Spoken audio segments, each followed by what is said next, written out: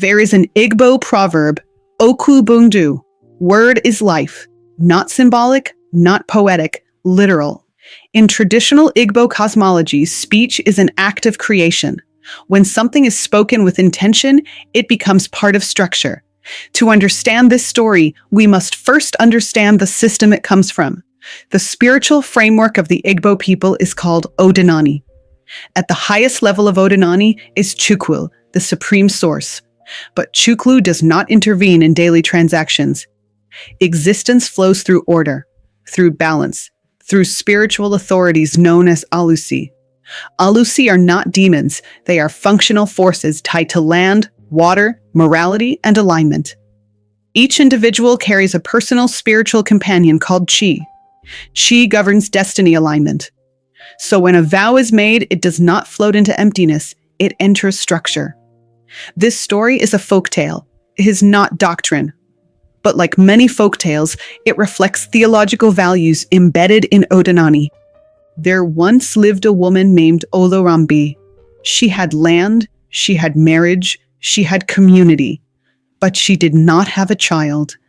And in traditional Igbo society, children represented lineage continuity. They were ancestral extension. Without a child, silence fills more than a house. It fills identity. Years passed. Her body did not respond. Her neighbors whispered. Her pride thinned. One afternoon, she walked into the forest. Not because she was irrational, but because she was desperate. And desperation often speaks before wisdom catches up. In many Igbo communities, certain ancient trees, especially Iroko, were regarded as spiritually inhabited spaces. Not worshipped, not feared blindly, respected. They were considered liminal, threshold markers, places where the visible and invisible met. Olurambi stood before the Iroko, pressed her palm against the bark, and said, "If you give me a daughter, she will belong to you." That sentence entered structure, and structure does not forget. This is the part that matters. She was not coerced, she was not forced, she offered. And in cosmological systems built on balance, offering is binding. Months later, she conceived. The child was born, healthy, radiant. Joy replaced memory, and memory softened the vow. But balance waits patiently.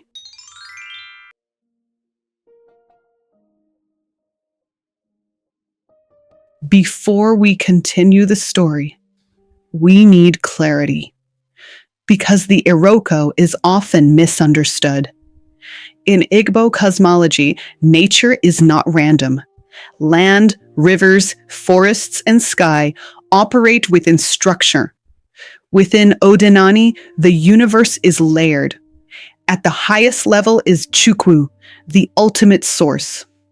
But Chukwu is not micromanaging human decisions. Reality flows through order, through spiritual authorities known as Alusi. Alusi are guardians of balance, not evil spirits, not devils, functional forces.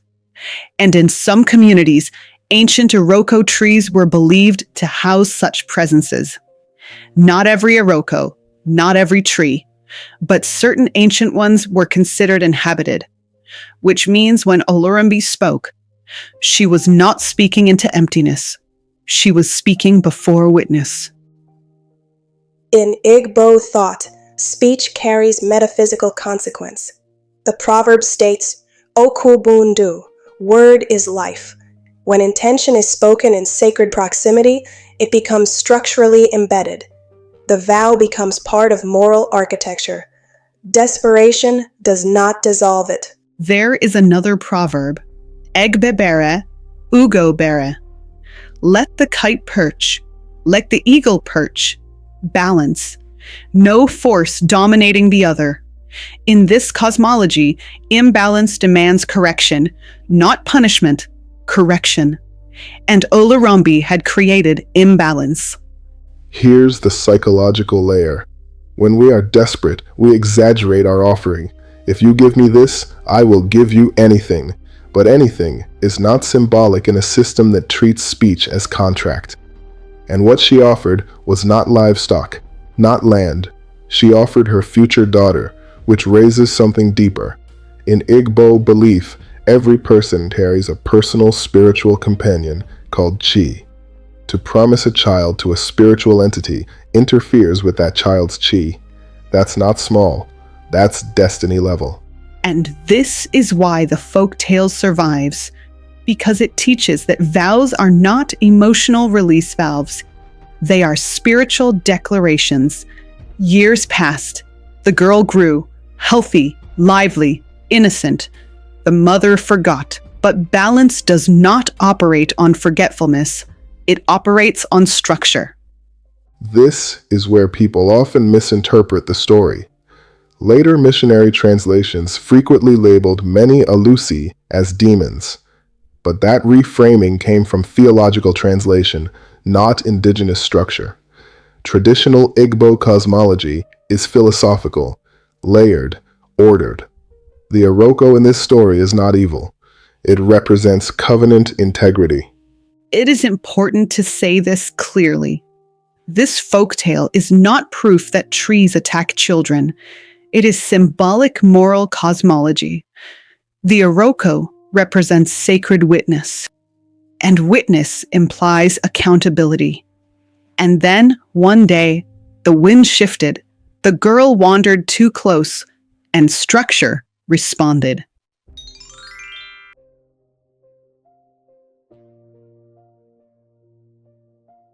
There is another Igbo proverb, onye kwe, shi ya ekwe.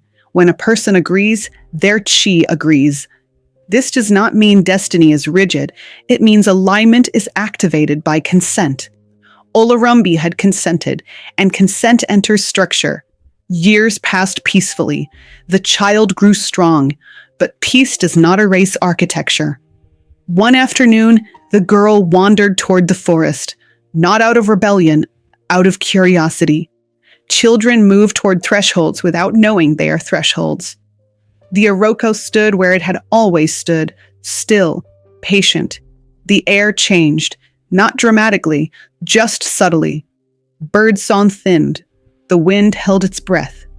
The girl felt warmth along her ankles, not pain, recognition.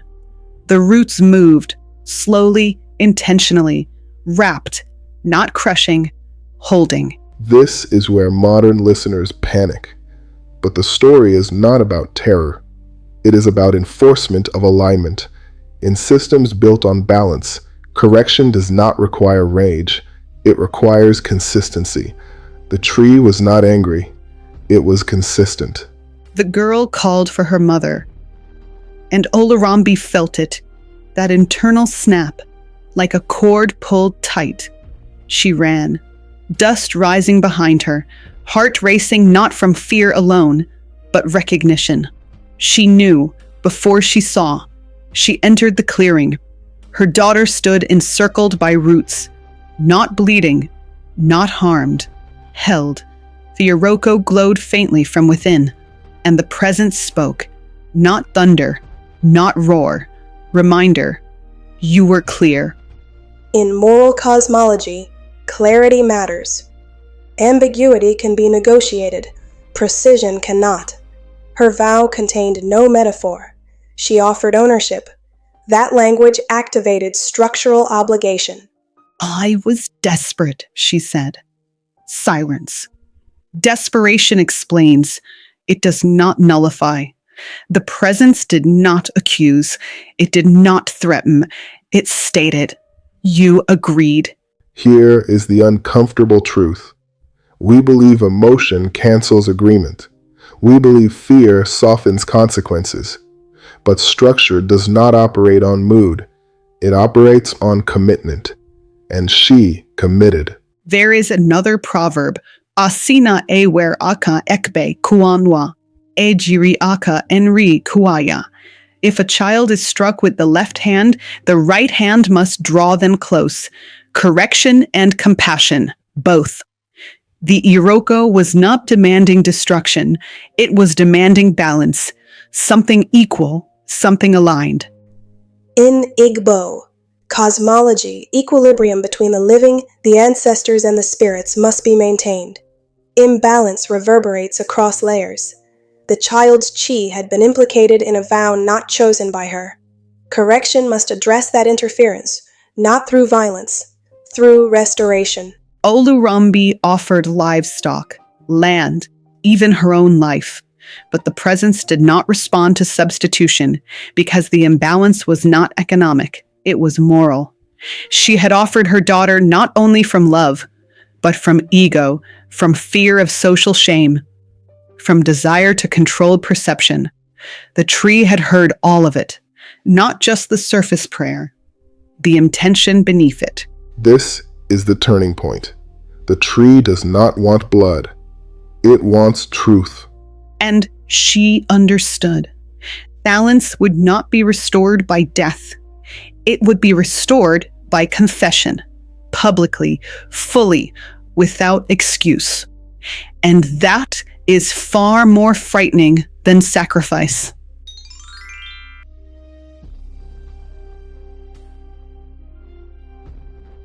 There is a proverb, Ua Buahaya. The world is a marketplace. Everything exchanged carries value. Nothing leaves your hand without consequence. Olurambi knelt before the Iroko, her daughter still held, not harmed, by roots that pulsed with faint gold light. The presence had not asked for death. It had not demanded violence. It had demanded alignment. And alignment requires truth. This is where the story stops being about folklore and becomes psychology. When we pray in desperation, we exaggerate our offerings. If you just fix this, I'll give you anything. But anything is not abstract in structured cosmology. Anything is recorded. And what she offered was her daughter, not because she did not love her, but because fear distorted her scale of value. There is another proverb, Onye ajuju adihi efru uzo. The one who asks questions does not lose their way, so she asked herself something honest. Why did I offer her? Was it only longing, or was it pride? She had feared being pitied, feared being whispered about, feared being seen as incomplete. Her vow was layered. Love, yes, but also ego. And spiritual systems respond to full intention, not edited memory. In moral cosmology, restoration must address the true source of imbalance. The imbalance was not merely the vow. It was the motive. To restore equilibrium, ego must be replaced with humility. Silence must be replaced with confession. And concealment must be replaced with truth. So she stood in the clearing, before the sacred tree, before her daughter, before witness, and she said, I will speak what I did.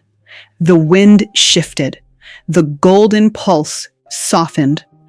I will tell the elders. The roots loosened slightly. I will carry the shame of my desperation. The glow dimmed. I will not pretend my fear was holy. Silence. Then the roots withdrew. Not violently, not reluctantly, simply released. That is powerful. She did not replace a life with a life. She replaced pride with truth. And sometimes, pride weighs more than blood. She gathered the village. She confessed the vow. Not dramatically, not theatrically, plainly. Some were shocked, some disapproved, but something shifted. The weight she carried alone became communal understanding. And in Igbo society, communal awareness restores balance. Isolation magnifies imbalance. Community stabilizes it.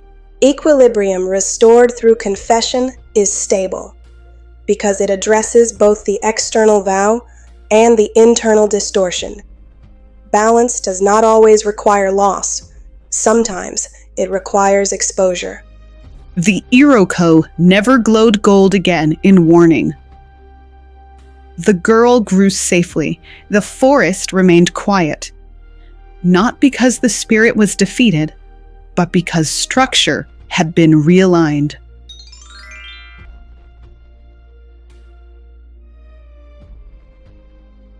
There is a final proverb. Amam ihena eme kamgara iba also no ahia. It is knowledge that keeps me from running blindly into the forest. Knowledge protects. Clarity stabilizes. And clarity is necessary here, because stories like this are often misunderstood. The Iroko in this folktale is not a monster. It is not evil. It represents sacred witness. In Igbo cosmology, existence is layered. The living, ndi madu. The ancestors, ndi ichie. The spirits, ndi muo. Balance between these layers sustains order. When imbalance is introduced, correction follows. Not punishment, correction. Here is where history matters. When Christian missionaries encountered Odinani, many Alusi were translated as demons. But translation is interpretation, and interpretation shapes perception. Traditional Igbo cosmology is structured, philosophical, layered. Alusi were not devils in the European sense. They were functional spiritual authorities, guardians of morality, land, covenant, and balance. When stories like this are reframed through foreign theological categories, they can sound darker than they were intended. That distortion matters. This folktale is not doctrine. It does not mean trees seize children. It reflects a moral worldview in which speech carries consequence. Okwu bu undu. Word is life. When Olorombi made her vow, she activated alignment. When she confessed, she restored it. That is the theology embedded in the story, not fear, integrity. From a philosophical perspective, promises function as future binding mechanisms. They align present intention with future behavior. When broken, internal dissonance emerges. Spiritual narratives externalize that dissonance. In this case, as a sacred tree. The Iroko is a symbol of structural memory. It represents the idea that intention persists, balance returns, equilibrium seeks restoration. The spirit of promise is not outside you. It is the quiet awareness that knows when your words and your actions match, or when they do not. Before you say, "If you just give me this, I promise," pause. Ask yourself, if it is granted, will I still mean it? Because in Igbo thought, the universe is not death. It is structured, and structure remembers. Integrity is quiet, but it is powerful. Equilibrium, restored through truth, remains stable. And that is the dangerous promise made beneath the Iroko tree.